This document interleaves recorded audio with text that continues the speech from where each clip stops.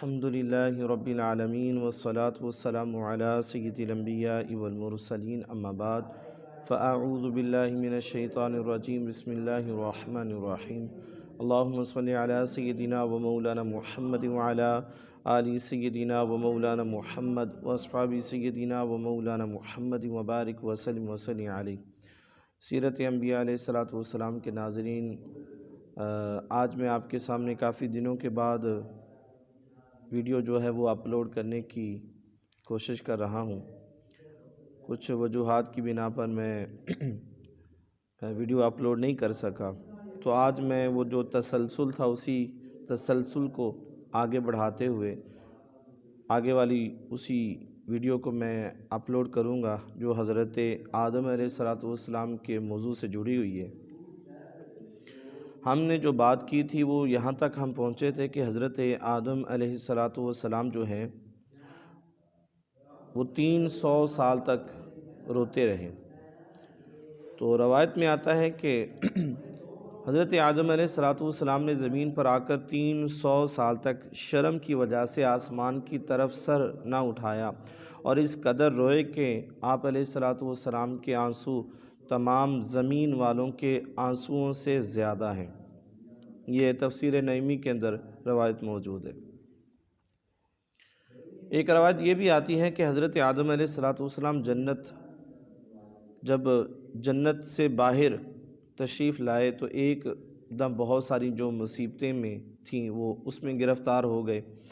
جنت سے چھوٹنے کا غم، اپنی بیوی حضرت حوا علیہ السلام کی جدائی کا غم، اور پھر جو وحشت تھی اکیلا پن رہنا، اس کے بعد اللہ تعالیٰ سے جو ناراضگی تھی اس کی پریشانی، اس کا بھی غم۔ تو یہ جو پریشانیاں بیان کی جاتی ہیں اسی وجہ سے آپ بہت زیادہ روئے، جس کی مثال دنیا میں نہیں ملتی۔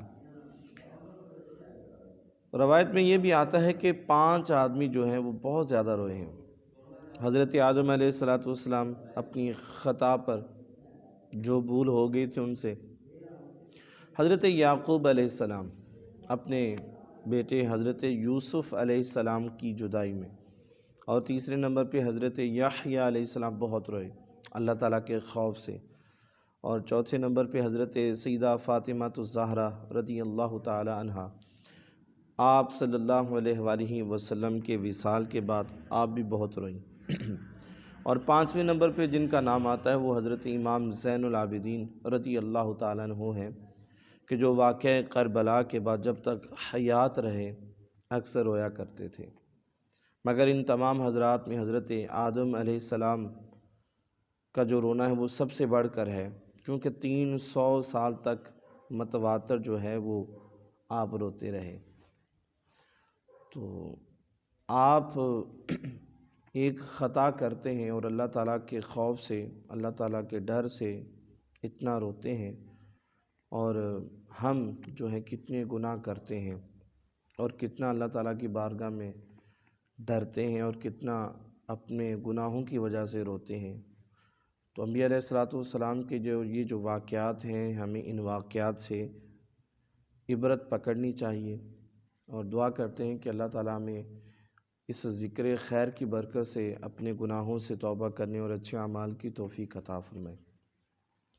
تفسیر عزیزی کے اندر ایک روایت موجود ہے کہ حضرت جبرائیل علیہ السلام کو بھی ان کی جو گریہ زاری ہے، رونا ہے، اس پر رونا آ گیا، اور انہوں نے بھی اللہ کی بارگاہ میں عرض کی کہ حضرت آدم علیہ السلام کی سفارش کی، تو اللہ تعالیٰ نے ان کی جو سفارش ہے ان کو قبول کیا، اور نبی کریم صلی اللہ علیہ وآلہ وسلم کا جو نام نامی اس میں گرامی ہے وہ ان کو یاد کروایا کہ یہ بات اللہ تعالیٰ نے حضرت آدم علیہ السلام کے دل میں ڈالی کہ وہ آپ صلی اللہ علیہ وآلہ وسلم کے وسیلے سے دعا کریں، تو اللہ تعالیٰ ان کی توبہ کو قبول فرما لے گا۔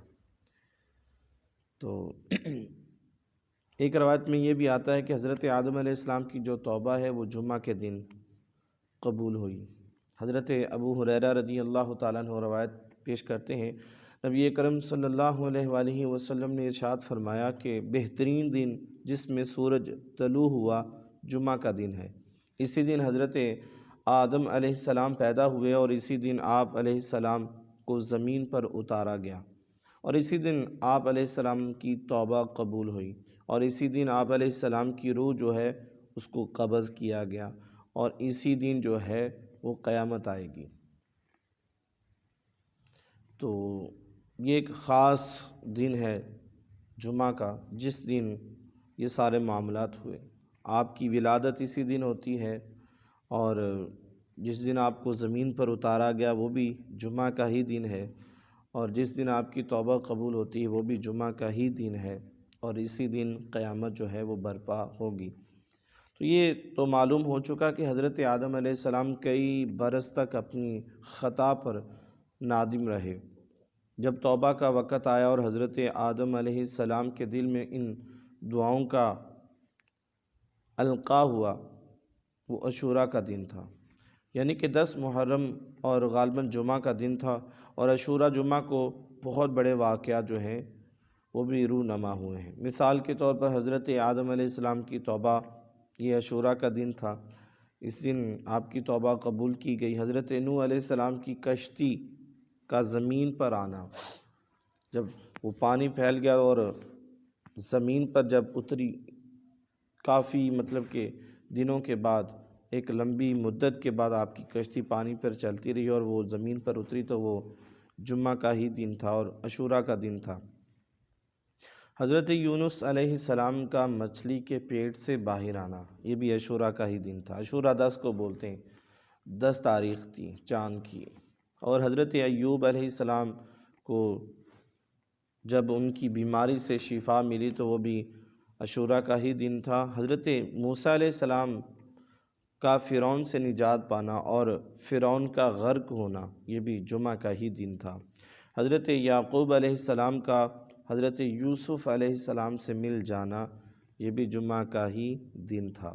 حضرت امام حسین رضی اللہ تعالیٰ عنہ کا کربلا میں شہید ہونا، یہ بھی عاشوراء کا ہی دن تھا۔